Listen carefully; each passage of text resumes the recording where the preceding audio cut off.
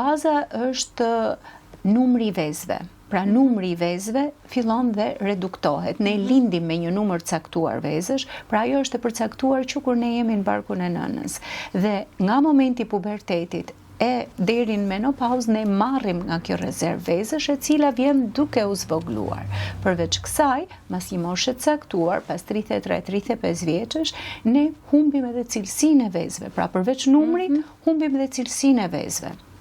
Humbja e cilësisë vezëve bën që të mos kemi vezë cilësore që t'japin embrione cilësore dhe përpasoj rritet koha që i duhet një gruaje për të krijuar shtatzanin, rritet mundësia që të kemi embrione jo cilësore gjenetikisht, pra të kemi anomali, kështu që ato të ndërpriten gjatë rrugës e kështu me radhë. Përveç kësaj, rritet sëmundshmëria, sa më tepër ne avancojmë në moshë, mund të shtohen polipet, që janë tumore benigje, po që pengojnë implantimin e barrës, vendosjen e shtatzanisë në mitër, shfaqen miomat, fibromiomat, mishi i huaj që përdoret në zhargonin popullor, shfaqen çrregullimet e tiroides, shfaqen çrregullimet tjera hormonale, shfaqet obeziteti, hipertensioni, diabeti tipi 2, pra gjitha këto e vështirësojnë akoma më tepër.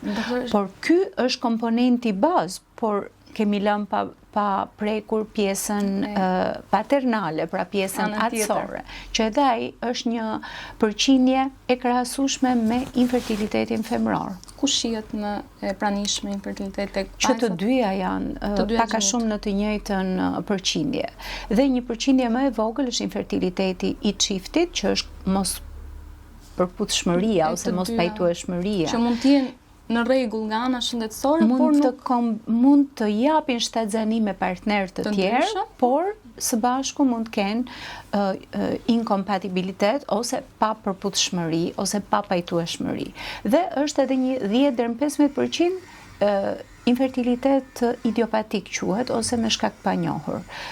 Nuk gjendet me anë të analizave, nuk identifikohet një shkak për këtë. Aty me siguri duhet ketë diçka, por ne jemi pafuqishëm për ta kuptuar. Dhe infertiliteti nuk është si tonsiliti ose bajamet, e hap gojën i shef, ka pika të bardha me qelp, është inflamacion, është infekcion, jep antibiotikun.